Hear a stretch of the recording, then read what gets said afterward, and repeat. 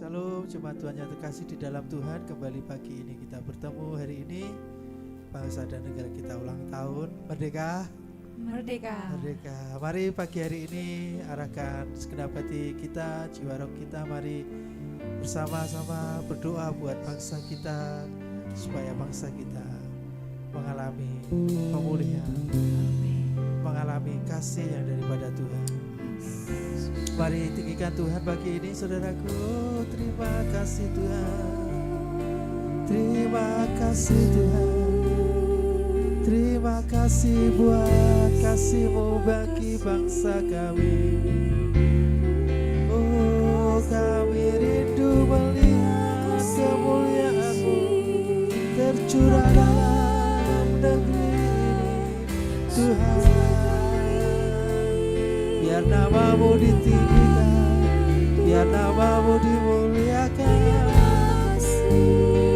Oh, kami sembah Engkau Yesus, kami sembah Engkau Yesus.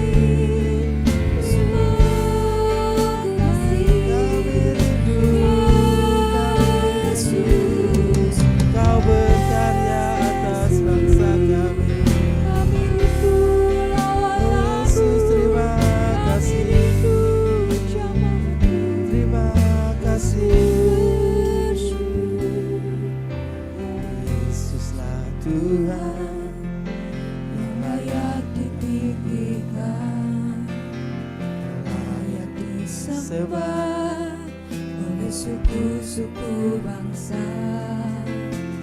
dengan darah-Mu, Kau telah tebus dosaku. Genapi Tuhan firman-Mu atas diriku. Yesuslah Tuhan yang layak ditinggikan. Yesuslah Tuhan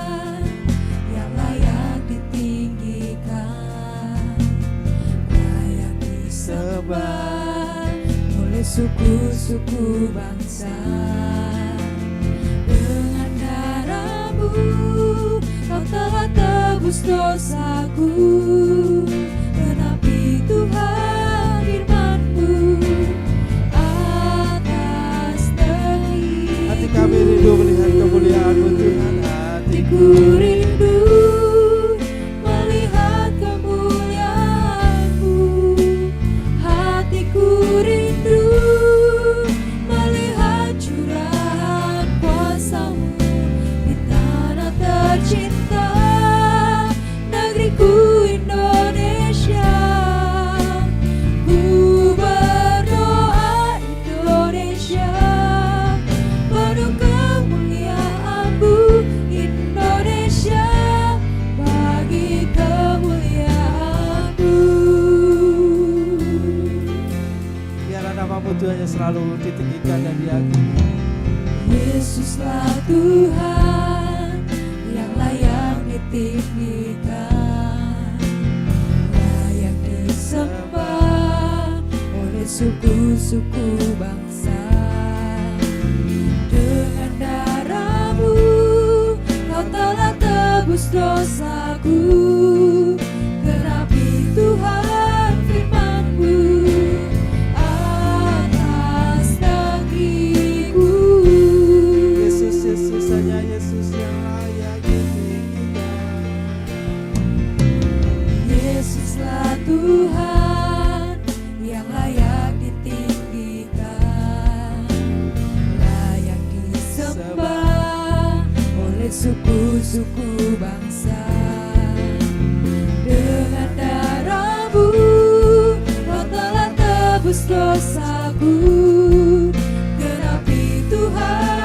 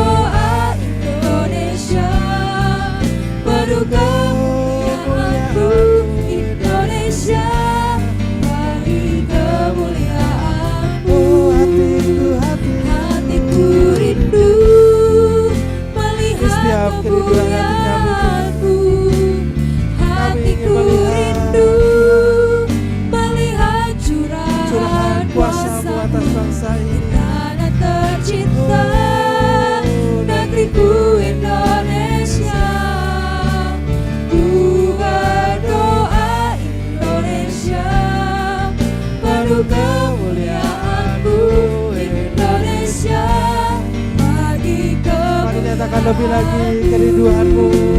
Hatiku rindu melihat kemuliaan-Mu. Yes, Tuhan. Hatiku rindu Curahkan kuasa-Mu melihat curahan atas bangsa kuasa-Mu kami. di tanah tercinta negeriku Indonesia. Ku berdoa Indonesia penuh kemuliaan-Mu, Indonesia bagi kemuliaan-Mu. Mari sebadia. Oh, terima kasih Tuhan. Terima kasih Tuhan. Terima kasih Tuhan buat kasih-Mu atas negeri kami, buat bangsa kami. Kami rindukan lebih lagi. Negeri kami mengalami zaman kuasa-Mu. Kami rindukan zaman Kau hanya Kau yang kami tinggikan. Terima kasih buat Hanya Kau yang kami sudah puji. berikan bagi kami. Terima-Mu Oh, biarlah bangsa ini Tuhan takut akan Engkau. Biarlah bangsa ini meninggikan Engkau, menyembah Engkau Tuhan. Kami rindukan jamaah-Mu. Kami rindukan kawan-kawan-Mu. Kami rindukan Tuhan. Hanya Kau yang kami sembah. Hanya Kau yang layak ditinggikan. Hanya Kau Tuhan. Hanya Kau yang layak kami sembah. Segala puji dan sembah hanya bagi-Mu. Hanya Kau yang kami tinggikan. Tetapi firman-Mu atas bangsa kami. Kau sempurna Tuhan atas bencana kami sembah. Kami tinggikan nama-Mu. Hanya Kau yang layak kami pujian. Tiada puji dan sembah kami hanya bagi-Mu. Yesus Tuhan, Kau mengasihi Yesus, Raja Mulia, Allah kami sayang memilikikan karena Kau yang layak Tuhan, Yesus. Biar bangsa ini memuji-muji Engkau Tuhan. Biar setiap lidah mengaku bahwa Yesus Engkaulah Tuhan. Yesus Engkaulah Raja. Kami tinggikan nama-Mu, hanya Kau yang layak. Haleluya. Haleluya bagi anak domba. Haleluya, haleluya, darahnya meneguhkan setiap lidah, suku bangsa, semua makhluk dan pulau. Berikan glory, berikan hormat, beri pujian bagi anak domba. Haleluya. Haleluya. Bagi anak domba. Haleluya, haleluya, darahnya meneguhkan Setiap lidah, suku bangsa, semua makhluk dan pulau. Berikan glory, berikan hormat, beri pujian bagi anak domba.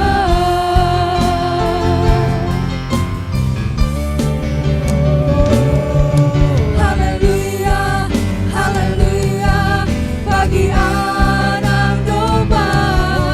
Haleluya, haleluya, darahnya meneguhkan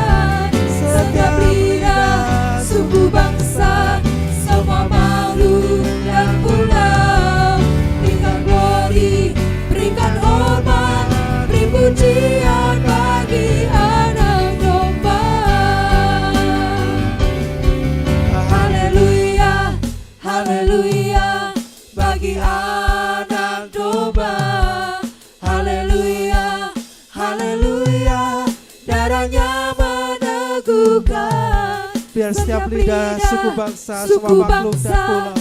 Memuji-muji Engkau Tuhan, berikan glory, berikan hormat, berikan glory, berikan hormat, beri pujian bagi anak domba. Haleluya, bagi anak domba. Haleluya, haleluya, darahnya meneguhkan setiap lidah, suku bangsa, semua makhluk dan pulau. Berikan glory, berikan hormat, beri pujian bagi anak domba. Beri pujian bagi anak domba. Beri pujian bagi anak domba. Yesuslah Sang Raja.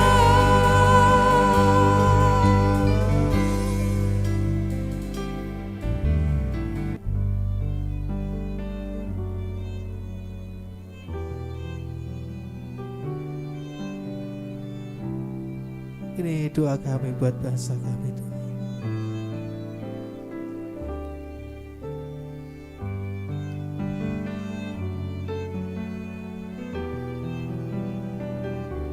Terima kasih Yesus.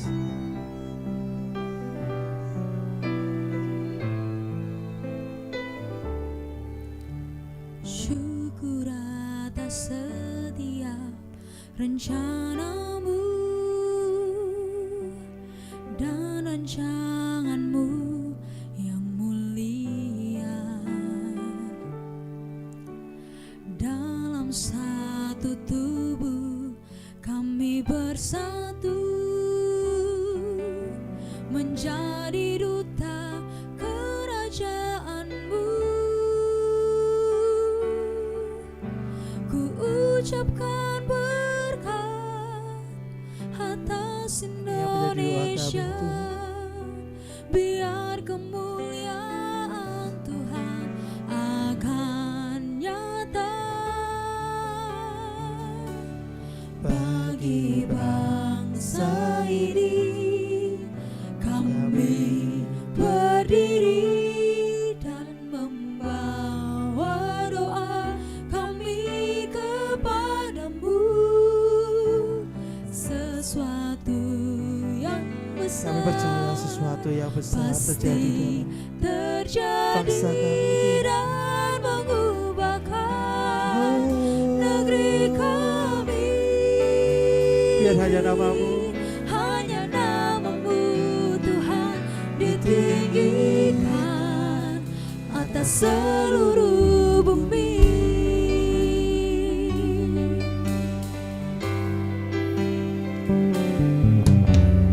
Kami rindu melihat Indonesia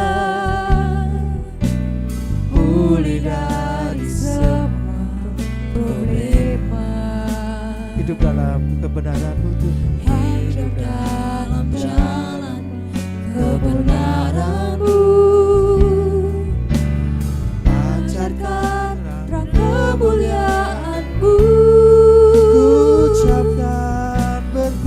Ucapkan berkat atas Indonesia, biar kemuliaan Tuhan akan nyata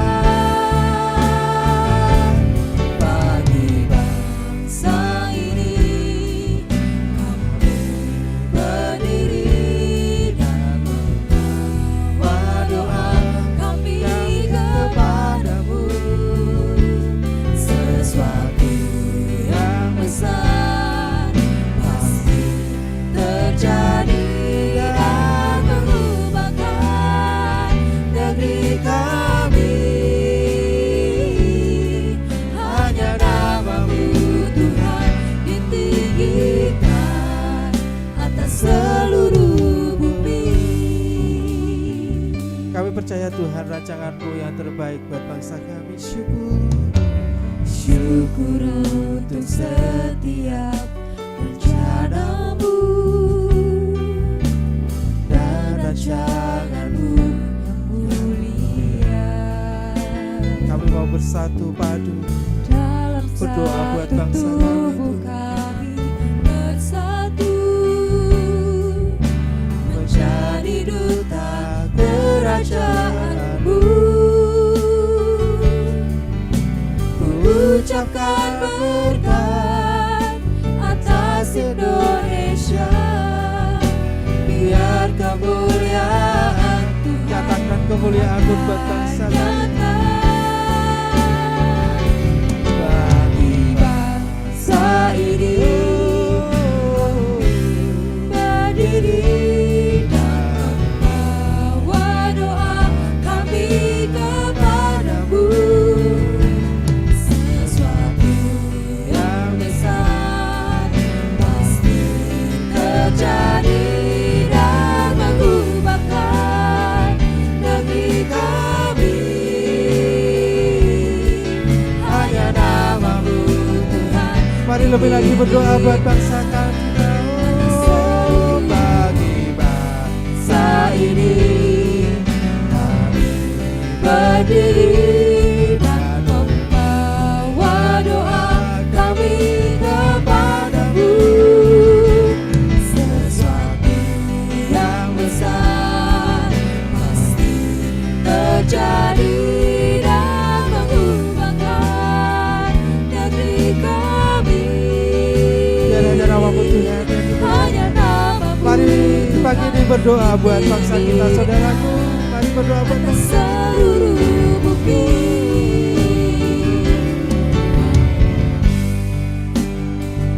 Dan umatku yang atasnya namaku disebut merendahkan diri, berdoa dan mencari wajahku, lalu berbalik dari jalan-jalannya yang jahat, maka aku akan mendengar dari sorga dan mengampuni dosa mereka serta memulihkan negeri Yes, mereka.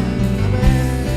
Bagi bangsa ini, bagi bangsa Ini kami berdiri dan membawa doa kami kepadamu.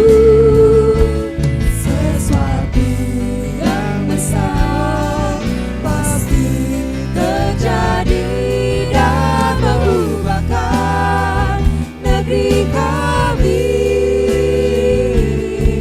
Hanya nama-Mu Tuhan ditinggikan. Oh, mari lebih lagi minta kepada Tuhan bagi bangsa ini. Bangsa ini Pulihkan setiap bangsa ini. berdiri Pulihkan setiap dan kami. membawa doa kami kepadamu. Sesuatu yang besar pasti terjadi dan mengubahkan negeri kami. Hanya nama-Mu Tuhan ditinggikan atas seluruh bumi. Bagi bangsa Ini yes, Tuhan. kami berdiri dan membawa doa kami kepadamu. Sesuatu yang besar pasti terjadi dan mengubahkan negeri kami. Hanya nama-Mu Tuhan ditinggikan atas seluruh bumi. Mari sejenak pagi ini arahkan hati kita, saudaraku, bersatu berdoa buat bangsa kita Indonesia ini. Kami rindu Tuhan, bangsa kami Kau lawan, bangsa kami boleh maju merdeka, boleh mendapatkan kasih-Mu yang luar biasa. Ini yang menjadi kerinduan setiap kami, Tuhan. Engkau ubahkan negeri kami, Engkau ubahkan negeri kami. Terjadi terobosan, terjadi penuaian banyak jiwa yang datang menyembah Engkau, yang datang menghampiri Engkau, yang mengaku bahwa Engkau Yesus Tuhan. Hanya Kau Tuhan, Oh, hanya Kau, hanya Kau. pulihkan negeri kami. Oh, terima kasih, terima kasih, terima kasih Yesus. Oh, terima kasih. Kalau bangsa kami boleh mengalami kasih-Mu Tuhan, boleh mengalami kemenangannya daripada Engkau, kami juga ingin Tuhan hidup kami mengalami kemenangan, hidup kami mengalami terobosan. Terus pegang hidup kami, terus pegang hidup kami Tuhan. Oh, Yesus memegangku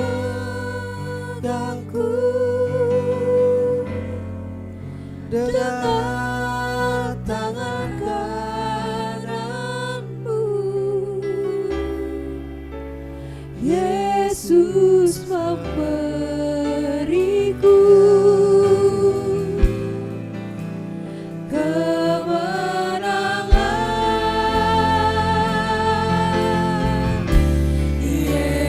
Yesus memegangku dengan tangan kananmu. pegang setiap kami Tuhan. Yesus memberiku Oh, kemenangan. kemenangan. Yesus, Yesus, Yesus, Yesus. Yesus memegangku dengan tangan kananmu. Yesus memberiku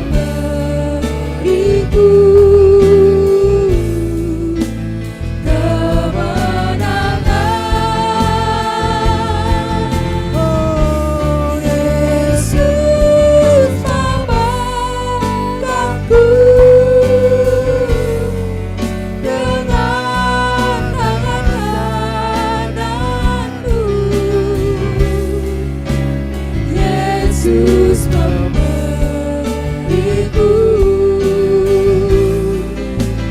kemenangan. Yesus memegangku dengan tangan kananmu. terus pegang setiap kami Tuhan.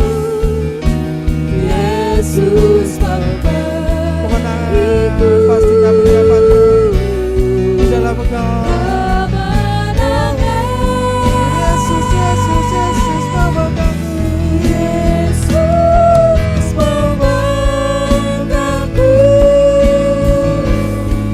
dengan tangan kananmu. Yesus memberiku kemenangan. Yesus, Yesus memberiku. Yesus memberiku kemenangan. Yesus memberiku. Yesus memberiku kemenangan. Haleluya, haleluya. Bapa, di dalam nama Yesus Kristus, kami mengucap syukur Tuhan buat pagi yang indah ini Tuhan. Kami boleh datang di hadapan-Mu, kami boleh menyembah Engkau. Kami bersyukur Tuhan itu semua karena anugerah kemurahan-Mu yang Kau limpahkan dalam hidup kami. Pagi hari ini Tuhan, kami berdoa Tuhan untuk bangsa dan negara kami Indonesia. Kami berdoa Tuhan buat kesejahteraan bangsa kami. Kami berdoa Tuhan buat keamanan bangsa kami. Kami berdoa Tuhan buat kerukunan bangsa kami Indonesia Tuhan. Tuhan yang akan melawat bangsa kami. Tuhan yang akan melindungi bangsa kami. Jauhkan bangsa kami dari mara bahaya, jauhkan bangsa kami dari bencana-bencana alam. Tuhan, jauhkan itu semua dari bangsa Indonesia. Kami percaya Tuhan mengasihi bangsa kami Indonesia ini Tuhan. Bapa, di dalam nama Yesus kami percaya Tuhan Yesus mendengar doa kami. Kami juga berdoa Tuhan pada pagi hari ini buat Komsel yang ada di Efrata. Kami percaya Tuhan lewat Komsel yang ada ini Tuhan membuat umat-Mu bertumbuh, jemaat di Efrata bertumbuh, dan kami percaya Tuhan lewat Komsel yang ada ini Tuhan, banyak jiwa-jiwa yang dimenangkan, banyak jiwa-jiwa yang datang kepada Engkau Tuhan. Terima kasih Bapa, terima kasih. Kami percaya Tuhan campur tangan untuk setiap Komsel-Komsel yang ada di Efrata. Terima kasih Bapa, terima kasih Tuhan Yesus. Tuhan, kami juga berdoa untuk hamba-Mu yang akan menyampaikan kebenaran firman-Mu. Tuhan, biarlah urapan-Mu mengalir buat hamba-Mu yang akan menyampaikan kebenaran firman-Mu. Engkau taruh firman-Mu di dalam lidah bibir hamba-Mu, supaya apa yang disampaikan Tuhan itu dapat menjadi rema dalam hidup kami, menjadi kekuatan dalam hidup kami. Terima kasih Tuhan, terima kasih. Kami serahkan Tuhan pemberitaan firman Tuhan yang akan sebentar lagi disampaikan oleh hamba-Mu. Hanya di dalam nama Yesus Kristus kami mengucap syukur dan berdoa. Haleluya. Amin. Shalom, selamat pagi Bapak Ibu yang dikasihi Tuhan. Kembali lagi kita beribadah secara online pada saat pagi hari ini. Dan tiba saatnya kita akan sama-sama mendengar dan merenungkan kebenaran firman Tuhan. Sebelumnya saya mengucapkan banyak terima kasih kepada Bapak Gembala yang sudah memberikan kesempatan kepada saya untuk kembali belajar memberitakan firman Tuhan. Dan kiranya apa yang akan saya sampaikan ini menjadi perenungan bagi kita, dan itu bisa menjadi kekuatan bagi kita. Firman Tuhan pada saat pagi hari ini saya beri judul atau bertemakan tentang dampak keselamatan. Sebagai ayat perenungan kita terambil di dalam Lukas 19 ayat 9. Kita akan membacakannya. Kata Yesus kepadanya, "Hari ini telah terjadi keselamatan kepada rumah ini, karena orang ini pun anak Abraham. Hari ini telah terjadi keselamatan." Sesuai tema kita, yaitu tentang dampak keselamatan. Nah Bapak Ibu yang dikasihi Tuhan, apa itu keselamatan bagi kita?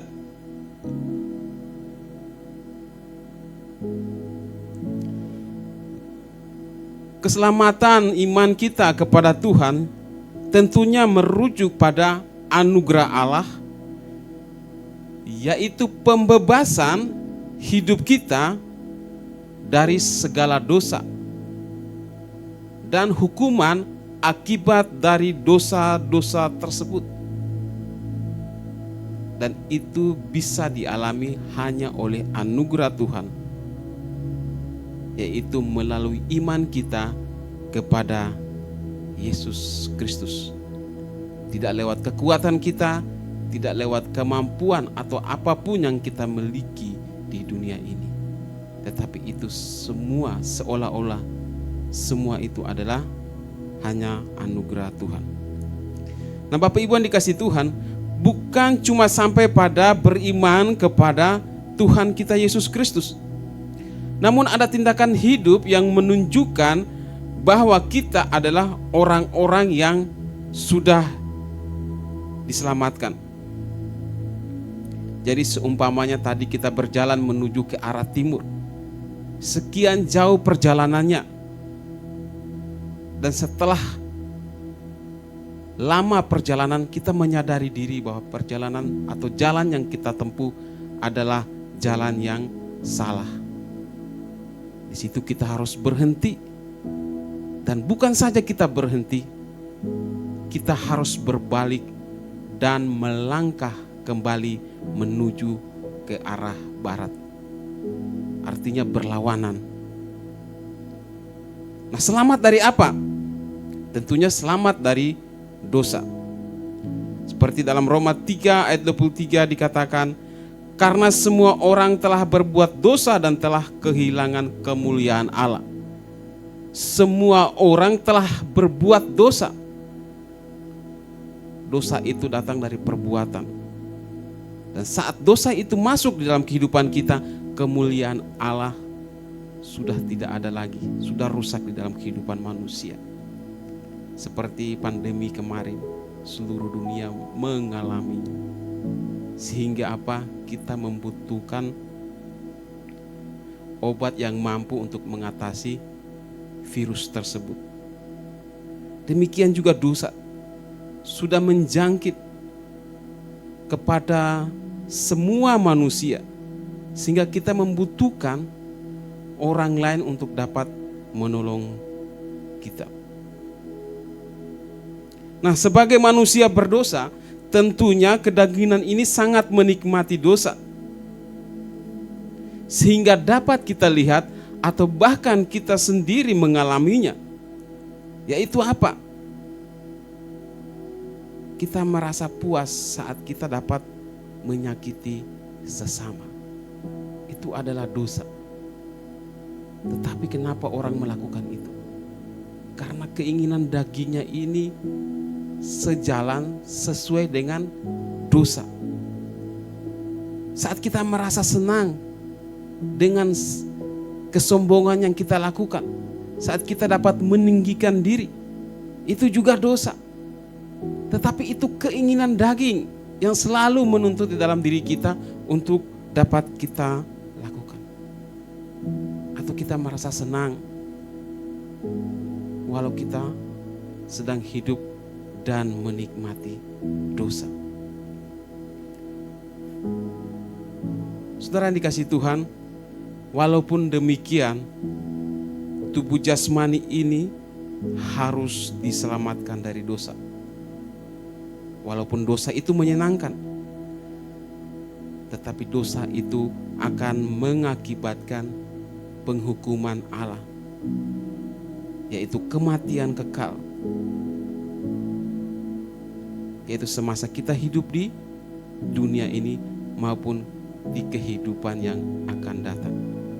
Tubuh jasmani kita ini akan dibangkitkan kembali dan akan mempertanggungjawabkan segala perbuatan kita. Jika kita hidup baik, benar, beriman sungguh-sungguh kepada Kristus, maka kita diselamatkan. Tetapi jikalau hidup kita tidak mencerminkan Kristus, tidak beriman kepada Kristus, maka tubuh kita ini akan dilemparkan atau dibuang ke dalam penderitaan yang kekal.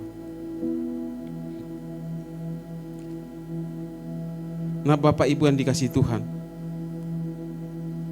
walaupun dosa sedemikian mengerikan akibatnya, namun faktanya ada orang-orang yang mau untuk hidup di dalamnya. Ada orang-orang yang tidak mau untuk mengalami pembaharuan hidup. Mereka lebih senang, lebih menikmati kehidupan dosa. Dan ini bukan merujuk hanya pada orang-orang yang di luar Kristen. Bukan hanya orang-orang yang bukan berKTP Kristen.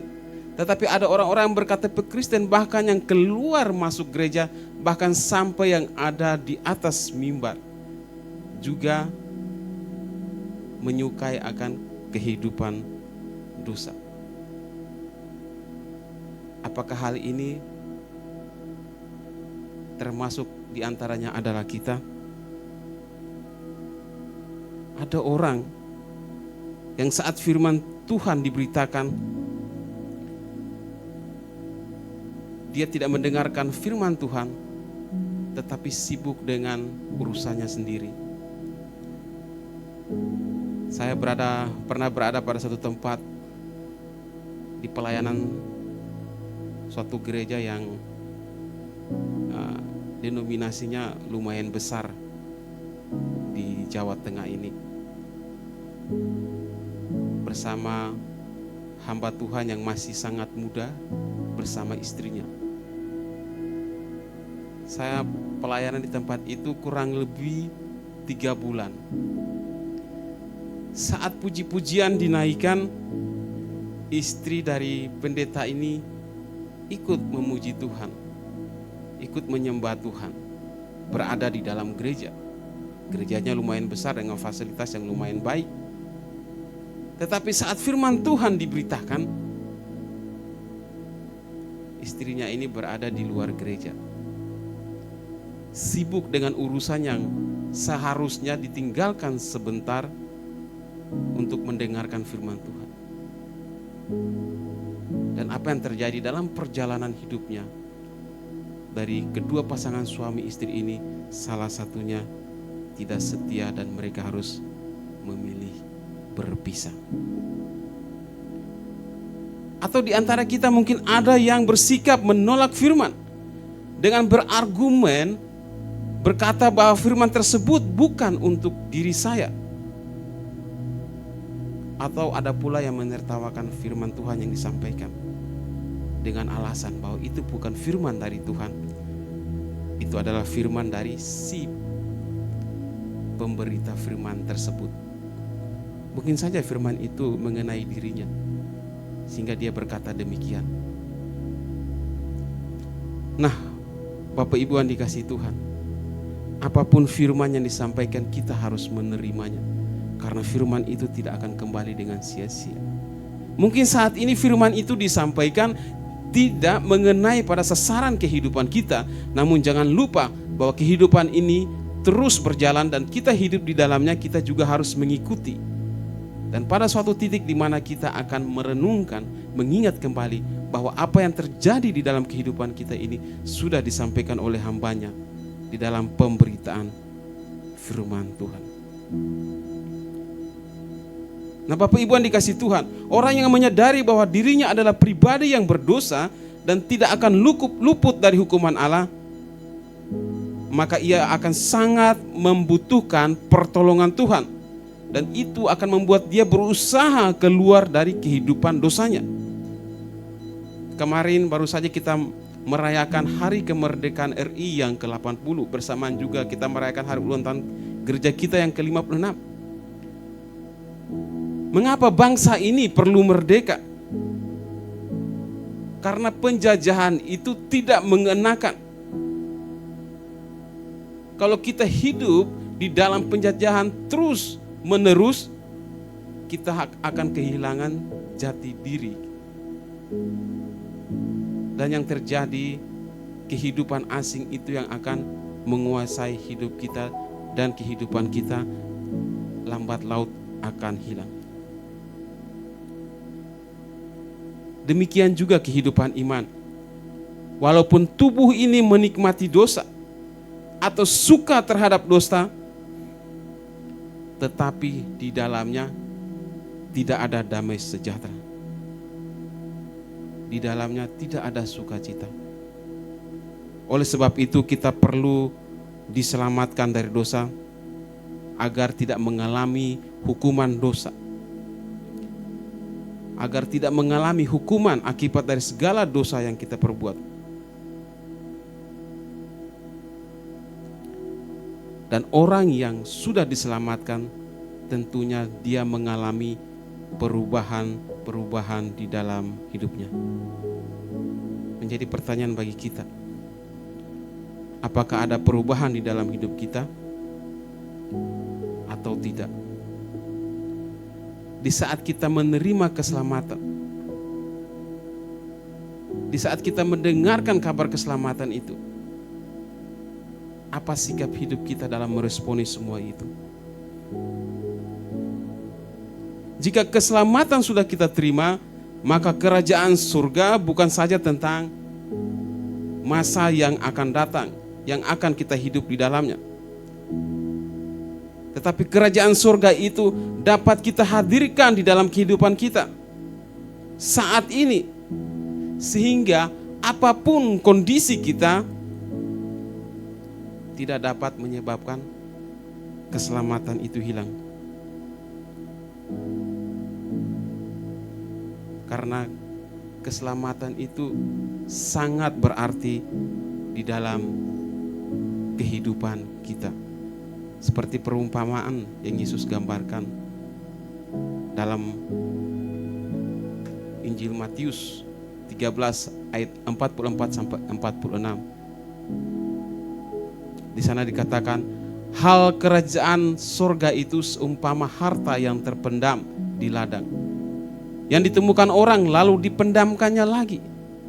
Oleh sebab sukacitanya, pergilah ia menjual seluruh miliknya, lalu membeli ladang itu.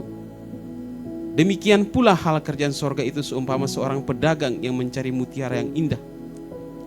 Setelah ia menemukan mutiara yang sangat berharga, ia pergi menjual seluruh miliknya, lalu membeli mutiara itu. Tuhan Yesus memberikan perumpamaan tentang kerajaan surga. Tentunya orang yang sudah diselamatkan pasti akan memiliki kerajaan surga dan pasti hidupnya penuh dengan kehidupan surgawi di dalam dirinya secara pribadi, di dalam dirinya secara kekeluargaan, dalam kehidupan keluarga akan ada surga di dalamnya. Dan di sini Yesus memberikan perumpamaan, yaitu tentang harta terpendam. Kerajaan surga itu diumpamakan seperti harta yang terpendam di ladang. Dan seseorang menemukannya lalu dengan sukacita menjual seluruh miliknya untuk membeli ladang itu. Ini menunjukkan bahwa kerajaan surga itu sangat berharga. Dan orang harus dan mau mengorbankan segala miliknya untuk mendapatkan kerajaan surga itu. Jadi harta dunia, pasangan hidup yang tidak mau mengikuti iman kita, atau orang-orang yang mungkin mengucilkan kita karena iman kita, tidak dapat mempengaruhi kita sehingga kerajaan surga, keselamatan itu hilang di dalam kehidupan kita. Yang kedua, Yesus memberikan perumpamaan juga tentang mutiara yang berharga, di mana seperti seorang pedagang yang mencari mutiara. Ketika ia menemukan mutiara yang sangat berharga, ia menjual semua yang dimilikinya untuk membelinya. Mutiara adalah sesuatu yang sangat bernilai. Demikianlah kehidupan kerajaan surga itu. Sangat bernilai bagi kita. Sehingga apapun kemewahan, nilai harta benda yang kita miliki tidak mampu, tidak sama dengan nilai daripada keselamatan atau kerajaan surga yang diberikan Tuhan bagi kita. Nah, Bapak Ibu yang dikasihi Tuhan, kita akan bercermin pada seorang pribadi, yakni Zakeus. Apa dampak hidupnya setelah ia mengetahui dan menerima keselamatan tersebut?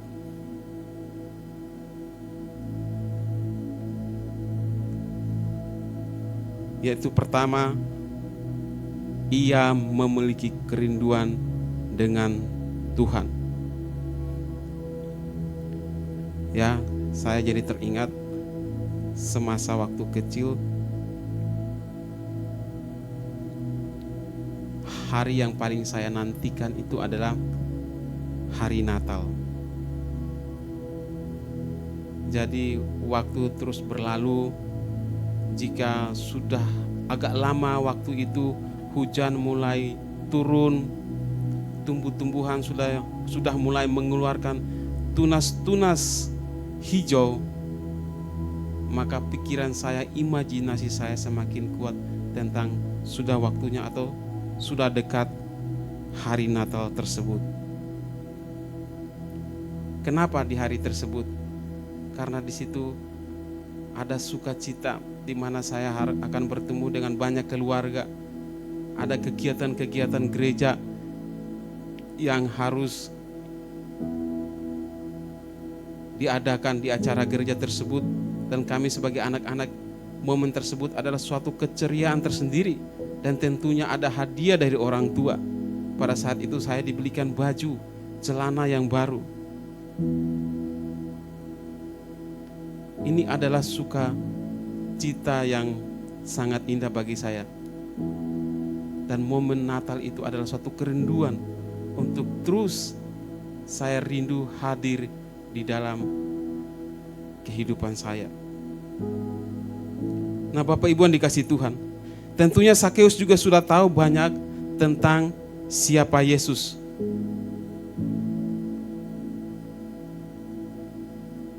Pastinya Yesus pada saat itu sangat dikenal oleh orang-orang di kalangan orang Yahudi maupun orang-orang yang bukan Yahudi.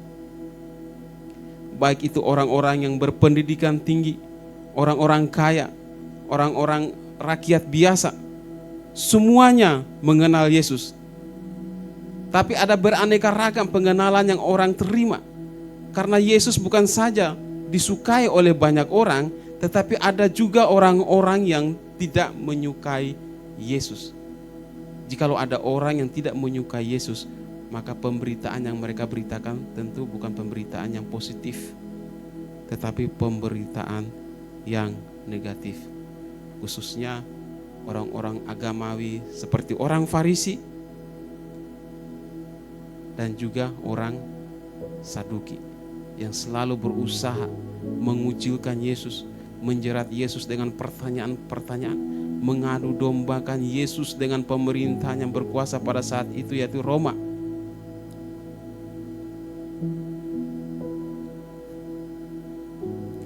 Tetapi berbeda dengan Sakeus, dia tahu benar siapa Yesus dan dia tahu benar siapa dirinya. Yesus adalah pribadi manusia yang kudus, manusia yang suci. Dan dalam kehidupan Sakeus, dia menyadari bahwa dia adalah pribadi yang berdosa. Dan Sakeus memiliki kerinduan untuk bertemu dengan Tuhan saat Yesus memasuki kota Yeriko.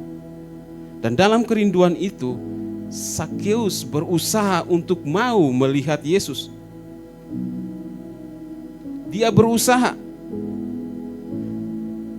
Sakeus menyadari keterbatasannya sehingga ia punya pemikiran kreatif. Agar apa? Agar ia dapat melepaskan kerinduan tersebut. yakni ia bagaimana agar bisa bertemu dengan Yesus. Sehingga ia berlari mendahului orang banyak. Dan di depan sana ia memanjat pohon agar dapat melihat Yesus. Di sini Sakeus tidak memandang siapa dirinya. Dia adalah orang kaya pada saat itu. Tentunya orang kaya sangat disegani, sangat dihormati oleh banyak orang. Tetapi Sakeus tidak menghiraukan akan harga dirinya. Dia tetap berusaha untuk mau melihat Yesus dengan cara apa? Dengan cara ia memanjat pohon. Dan itu dilakukan. Nah, apa halangan kita untuk mau bertemu dengan Tuhan? Adakah kerinduan di dalam hati kita untuk mau bertemu dengan Tuhan? Apakah ada usaha di dalam kehidupan kita untuk mau datang kepada Tuhan? Atau hanya karena gerimis sebentar, tidak enak sebentar, tidak enak badan sebentar, kita sudah mulai menjadikan alasan untuk tidak datang bertemu dengan Tuhan dalam ibadah-ibadah pada jadwal-jadwal yang sudah ditentukan bersama saudara seiman yang lain bersekutu bersama. Tapi marilah kita belajar dari Sakeus. Dia mempunyai kerinduan, dan bukan saja rindu. Di dalam kerinduan itu dia ada usaha untuk mau berjumpa dengan Yesus. Dan itu dia lakukannya. Jangan sampai kehidupan jasmani, hal-hal di luar daripada kemampuan kita menghalangi kita untuk datang kepada Tuhan. Ada orang-orang yang mungkin merasa dirinya adalah orang-orang kelas atas, tidak mau datang bersekutu dengan Tuhan karena alasan di sana nanti dia membaur dengan orang-orang yang mungkin statusnya lebih rendah daripada dia. Atau ada orang-orang yang mungkin dia tidak mau datang beribadah kepada Tuhan karena dia tidak punya sesuatu untuk memberikan kepada gereja. Tuhan tidak mencari harta kita. Kalau Tuhan mencari harta kita, tidak ada satupun orang di dunia ini yang mampu membawa harta sebagai alasan untuk datang kepada Tuhan. Karena apa? Seluruh dunia dan isinya ini adalah milik Tuhan. Dan kita manusia hanya mengelolanya dan menikmati. Itu semua milik Tuhan. Berikutnya, apa dampak menerima keselamatan dari Tuhan? Yaitu ada sukacita. Dalam Lukas 19 ayat 6, di sana dikatakan, lalu Sakeus segera turun dan menerima Yesus dengan sukacita. Nah, Bapak Ibu yang dikasih Tuhan, seseorang akan mengalami sukacita jika harapan atau kerinduannya itu terpenuhi. Namun bagaimana jika yang terjadi melebihi harapan dan kerinduannya? Seperti Sakeus. Tadinya dia hanya ingin melihat siapa itu Yesus. Tetapi saat Yesus melihat dia, Yesus berkata, Sakeus, turunlah. Hari ini aku akan menumpang di rumahmu. Dan di sini Sakeus mengalami sukacita yang double porsi.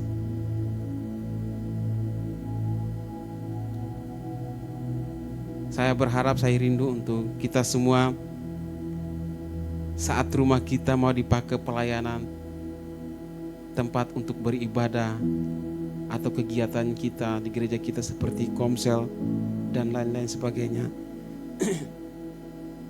kita menerima itu dengan sukacita yang berlipat ganda. Karena di saat kita beribadah kepada Tuhan, di situ juga Tuhan ada di dalam rumah kita. Bukan saja saudara seiman yang bersama-sama dengan kita memuji Tuhan, mendengarkan firman Tuhan, tetapi Tuhan juga hadir. Dan saat Tuhan hadir, maka rumah kita diberkati oleh Tuhan. Dan orang yang bersukacita, dia tidak peduli apa kata orang. Sakeus pribadi yang tidak peduli apa kata orang. Orang boleh mengatakan dia adalah pribadi yang berdosa. Banyak tidak disukai oleh bangsanya sendiri karena dia bekerja untuk para penjajah. Dan orang seperti dia tidak pantas menerima Yesus di rumahnya.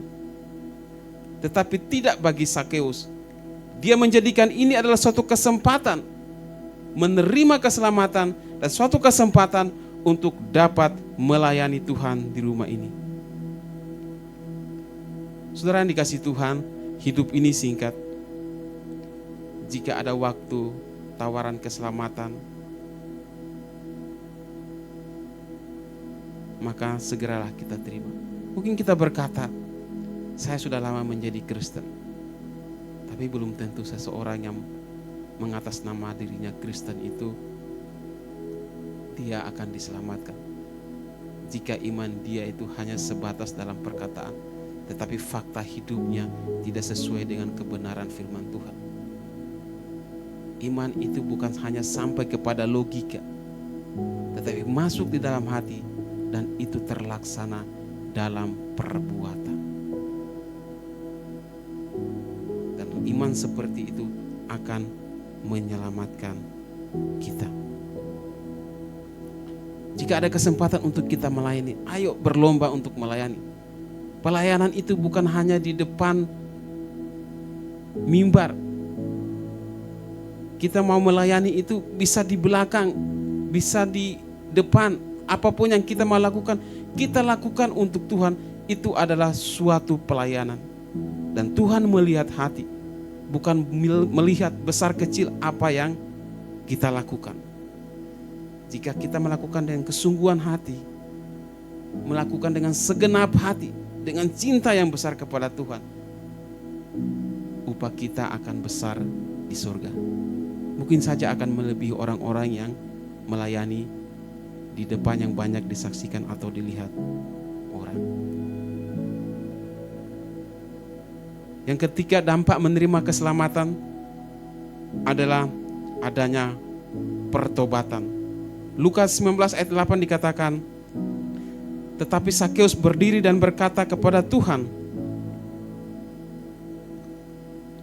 Tuhan, setengah dari milikku akan kuberikan kepada orang miskin, dan sekiranya ada sesuatu yang kuperas dari seseorang, akan kukembalikan 4 kali lipat.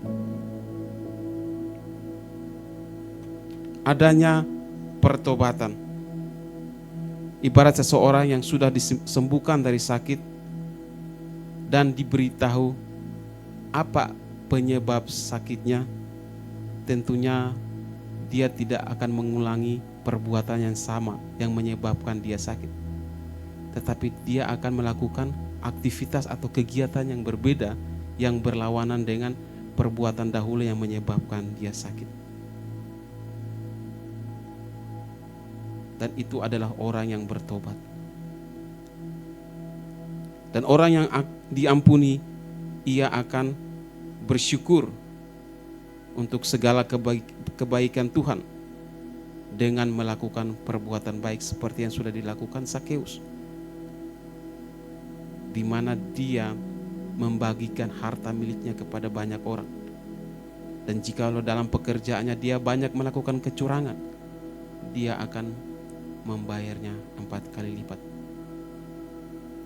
Bukan berarti saya menyuruh Bapak Ibu untuk mengambil harta milik untuk membagi-bagikan kepada orang.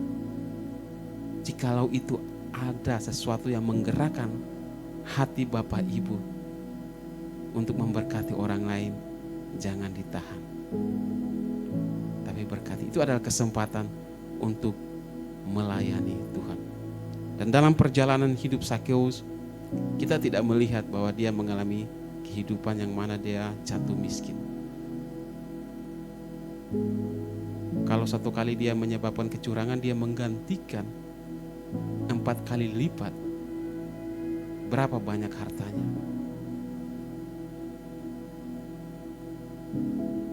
Tetapi firman Tuhan tidak mencatat bahwa Sakeus setelah membagikan harta miliknya, dia mengalami pembalikan hidup.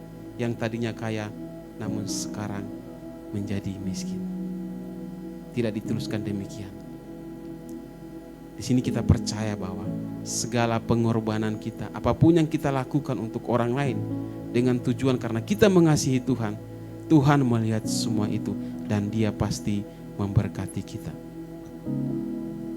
Puji Tuhan, demikian firman Tuhan, kiranya dapat menjadi berkat bagi kita.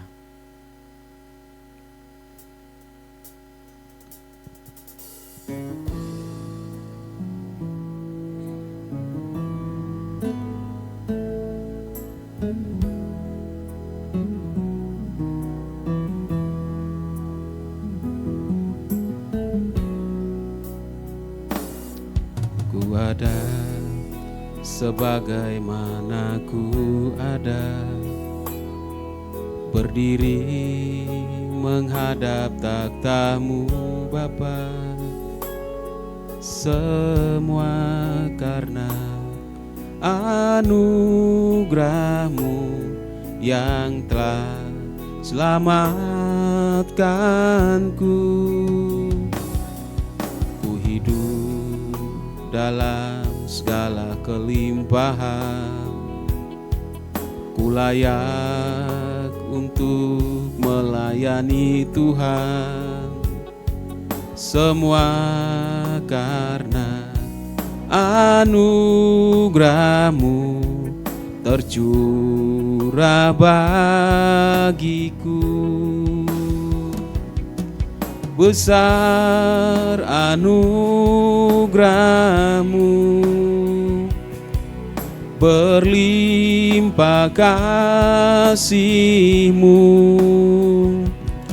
semakin hari semakin bertambah besar anugerah-Mu.